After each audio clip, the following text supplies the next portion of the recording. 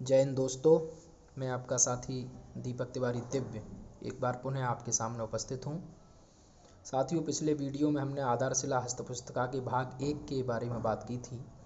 आज हम लोग आधारशिला हस्तपुस्तिका भाग 2 से लेकर 6 तक की चर्चा करेंगे।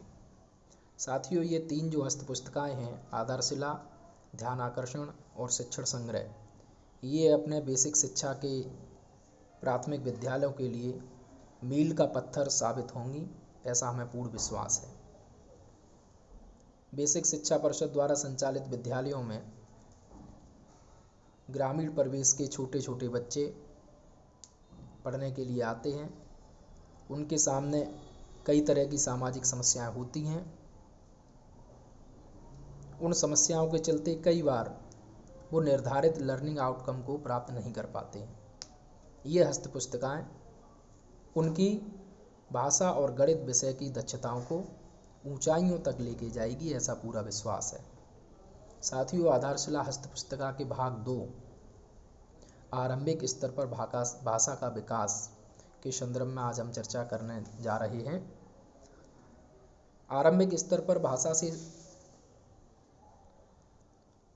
तात्पर्य ये है कि जब बच्चा हमारे पास पढ़ने के लिए आता है, कक्षा 1 या 2 में जब पढ़ने के लिए बच्चा आता है, तो उसके पास प्रवेशीय ज्ञान होता है। वह आपस में वार्तालाप कर लेता है, अपनी आवश्यकताओं से संबंधित जो वस्तुएं हैं उनकी मांग कर लेता है, अपने विचारों को व्यक्त कर लेता है, दैनिक जीवन में आवश्यकताओं की पूर्ति हेतु जो भी वस्तुएं हैं उनके बारे में बता लेता है। लेकिन जब वह हमारे पास पढ़ने के लिए आता है तो एक निर्धारित पाठ्यक्रम होता है, उस पाठ्यक्रम के अनुरूप ही उसको ढलना पड़ता है। तब हम उस छात्र का विकास किस तरह से करेंगे, जबकि उसके पास पूर्व ज्ञान है और वह कई शब्दों को, अक्षरों को बोल भी लेता है, सुन भी लेता है। लेकिन जब वह हमारे पास आता है तो उसको लिखने में और पढ़ने में कठिनाई होती है। इसलिए उसका एक क्रम तय किया गया है, जिसको हम अपने भाषा में सोवोपली का नाम दे देते हैं, जिसको सुनना, बोलना, पढ़ना और लिखना कहा जाता है। इस मॉड्यूल में आप इसके विषय में विस्तृत जानकारी प्राप्त करेंगे। अंग्रेजी में यदि हम इसको लिखना चाहें तो इसको LSRW के नाम से लिख सकते हैं। L for listening, S for speaking, R for reading और W फॉर राइटिंग। सुनना, बोलना, पढ़ना, लिखना। इसके माध्यम से हम बच्चों को किस तरह से दक्ष कर सकते हैं, किस तरह से हिंदी भाषा का प्रारंभिक कक्षा में कौशल उनके अंदर विकसित कर सकते हैं। भाग 2 के अंतर्गत हम इन सभी तथ्यों को सीखेंगे। भाग 3 आरंभिक स्तर पर गणितीय क्षमता के विकास से संबंधित है। जिस तरह से भाषा के माध्यम में बच्चा पहले से ही कई जानकारियां रखता था, उसी तरह से गणित के संबंध में भी जो छात्र हमारे पास पढ़ने के लिए आ रहा है उसको बहुत जानकारी होती है, लेकिन वो एक पाठ्यक्रम में बंधा हुआ नहीं होता है। वह जानता है कि बड़ा कौन है, छोटा कौन है, ऊपर कौन है, नीचे कौन है। इन सब तथ्यों से वह भली भांति अवगत है। जब वह खेल खेलता है तो वह अपना हिसाब लगा सकता है। वह नफा नुकसान भी जानता है, छोटा बड़ा भी जानता है, कम ज़्यादा भी जानता है, आगे पीछे, ऊपर नीचे, समूह बनाना, तुलना करना, गणना करना, घटाना बढ़ाना, इन सब चीज़ों को वो जानता है। सब तथ्यों से वह अवगत है। लेकिन एक निश्चित पाठ्यक्रम के क्रम में हम उसको इन सब तथ्यों से किस तरह से जोड़ते हुए अवगत करा सकते हैं, इसकी जानकारी उसे नहीं होती है। मॉड्यूल के इस भाग के माध्यम से हम यह जानकारी उसको अवगत कराएंगे। गणित सीखने का एक निश्चित क्रम है। पहले ठोस वस्तुओं के साथ काम, फिर चित्रों के साथ, फिर सबसे अंत में संकेतों और प्रतीकों के साथ किया जाता है। उसी क्रम के माध्यम से उस बच्चे को जो हमारे पास पढ़ने के लिए आ रहा है, हम उसे पढ़ाएंगे और उसे गणित में दक्ष करेंगे और उसको कुशलता प्राप्त कराएंगे। हमारे पढ़ते हुए छात्र जो हमारे पहले से ही पढ़ रहे हैं, अगली कक्षाओं में जा चुके हैं, लेकिन उनमें ये दक्षता अभी प्राप्त नहीं हुई हैं, तो उनके लिए फाउंडेशन लर्निंग कैंप है, उसके माध्यम से भी हम उनको इन सब दक्षताओं में पारंगत करेंगे। ELPS इंग्लिश में इसका एक संकेत दिया गया है। E for experience, L for language, P for picture, S for symbol. अनुभव, भाषा, चित्र और संकेत या प्रतीक, इनके माध्यम से हम छात्रों को किस तरह से पढ़ा सकते हैं। तो जब अनुभव का बात आती है तो ठोस वस्तुओं के साथ अनुभव, विविध प्रकार की वस्तुओं के साथ बार बार अभ्यास कराना। ठोस वस्तुओं के साथ छात्र को पहले से अनुभव होता है, वह किसी दरवाजे को पकड़ता है, दरवाजे के पीछे छुपता है, लेकिन वह यह नहीं जानता है कि यह दरवाज़ा ठोस है।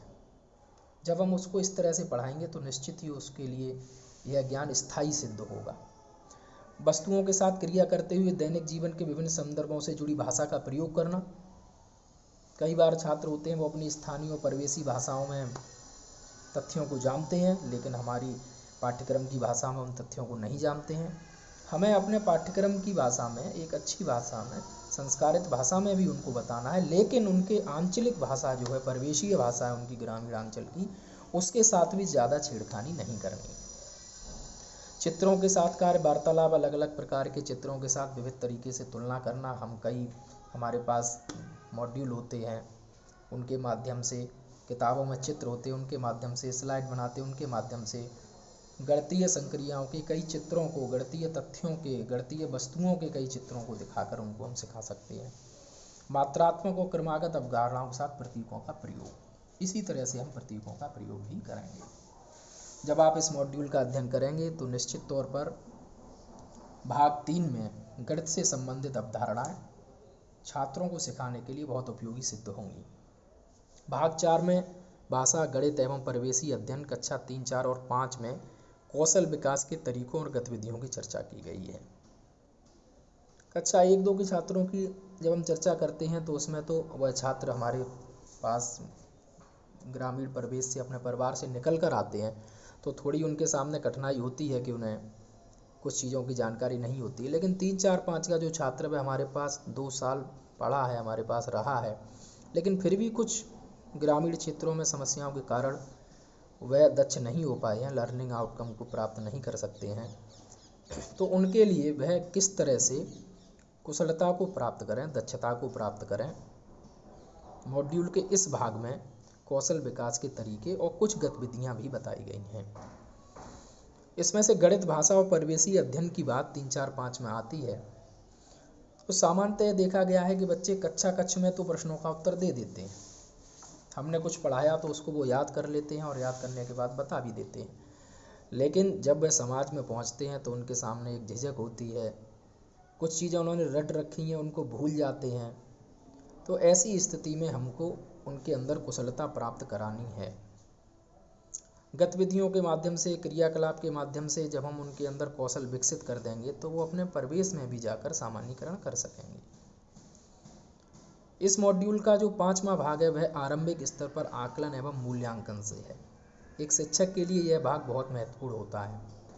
हम बच्चे का यदि साल के अंत में ही मूल्यांकन करेंगे तो निश्चित तौर पर हम उसमें अनुत्तीर्ण हो सकते हैं, क्योंकि अगर अंत में छात्र अनुत्तीर्ण होता है या हमने जो सिखाया है उसको वह ठीक से नहीं सीख पा रहा है, अनुत्तीर्ण से तात्पर्य ये है कि हमने जो चीज़ें सिखाई हैं और साल के अंत में ही केवल हम मूल्यांकन कर रहे हैं और उसका रिजल्ट सही नहीं आया, तो उस समय हम अनुत्तीर्ण माने जाएंगे, क्योंकि फिर उसके सामने मौका नहीं होगा सुधार करने का।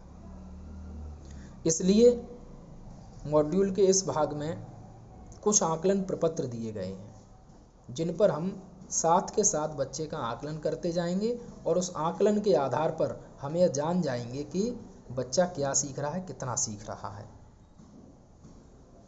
मूल्यांकन बच्चे के केवल ज्ञान का ही नहीं होता है, उसके संपूर्ण व्यक्तित्व का और विद्यालय में पूरे दिन चलने वाली प्रत्येक गतिविधि का भी मूल्यांकन होता है। इसके साथ ही छात्रों का आकलन भी समय समय पर आवश्यक है। हस्तपुस्तिका के इस भाग में एक आकलन प्रपत्र है जिसमें आप देख सकते हैं बच्चे का व्यक्तिगत आकलन रिकॉर्ड प्रपत्र कक्षा 1 से 5 तक। इसमें पहले बच्चे का नाम लिखना है और उसके बाद बच्चे कौन से महीने में क्या क्या सीख चुके हैं। बच्चे परिचित वस्तुओं मित्रों का नाम बताते हैं, कौन से महीने में बताना सीख गया बच्चा। बच्चे सुनकर निर्देशों का पालन करना कौन से महीने में सीख गया। अब इस महीने में नहीं सीख रहा है तो हमारे पास मौका है कि हम उसको अगस्त में या सितंबर में ठीक कर लेंगे। और एकदम बच्चे का आकलन नहीं कर रहे हैं तो फिर साल के अंत में वह जब नहीं बता पा रहा है तो फिर हमारे सामने कोई मौका नहीं होगा। इसलिए यह भाग मॉड्यूल का बहुत ही महत्वपूर्ण भाग है। जिस तरह से इसमें छात्रों के विषय में ये आकलन प्रपत्र है, उसी तरह से एक पूरी कक्षा के विषय में एक आकलन प्रपत्र भी दिया गया है, जिसमें आप देख सकते हैं कि उसमें कौन कौन सी लर्निंग आउटकम है और कक्षा में कितने छात्रों ने वह लर्निंग आउटकम सीख लिए हैं। जैसे आप बच्चे अपने आसपास पड़ोस की वस्तुओं व उनके नाम के बारे में बताते हैं। अप्रैल में कितने बच्चे बताते हैं, फिर मई में कितने बताने लगे, जुलाई में कितने बताने लगे। तो इस तरह से जब छात्र को लगेगा कि अप्रैल में कुछ कम बता पा रहे हैं और दूसरे प्रपत्र से जिसमें बच्चे का व्यक्तिगत विवरण दिया गया है, फिर उससे मिलान करते हुए हम अगले महीने में उस बच्चे को, उन बच्चों को ज़्यादा सिखा सकेंगे और यह वाले आकलन प्रपत्र में भी संख्या बढ़ती जाएगी। शिक्षक को प्रति माह प्रत्येक लर्निंग आउटकम पर आकलन कर पूर्ति करनी है। प्रत्येक कक्षा का शिक्षक विषयवार आकलन प्रपत्र बनाकर रिकॉर्ड में रखेंगे। इसी तरह से गणित विषय के भी आकलन प्रपत्र हैं। फिर गणित विषय का भी एक पूरी कक्षा का आकलन प्रपत्र है। साथियों, ऐसा कहा गया है कि जब तक किसी भी भवन की नींव मजबूत नहीं होगी तब तक वह भवन अधिक समय तक अपने स्थान पर टिका नहीं रह सकता। आधारशिला हस्त पुस्तिका के विषय में यह कहना उचित रहेगा कि यह छात्र रूपी भवन को लंबे समय तक समाज में अपनी प्रासंगिकता हेतु नींव का कार्य करेगी। इसके माध्यम से शिक्षक समाज कई दिनों से बेसिक में छात्रों की लर्निंग आउटकम की चली आ रही समस्या का निदान करने में सफलता प्राप्त कर सकेंगे। साथियों, आपको मेरा यह वीडियो पसंद आया हो तो कृपया लाइक और कमेंट अवश्य करें। वीडियो में आप कुछ और जोड़ना चाहते हैं, मेरे लिए कोई सुझाव देना चाहते हैं तो वीडियो के अंत में आप कमेंट अवश्य करें, अपना सुझाव अवश्य भेजें। आपको यदि वीडियो पसंद आया हो तो कृपया मेरे चैनल को सब्सक्राइब करें, इस वीडियो को शेयर करें। बहुत बहुत धन्यवाद। जय हिंद।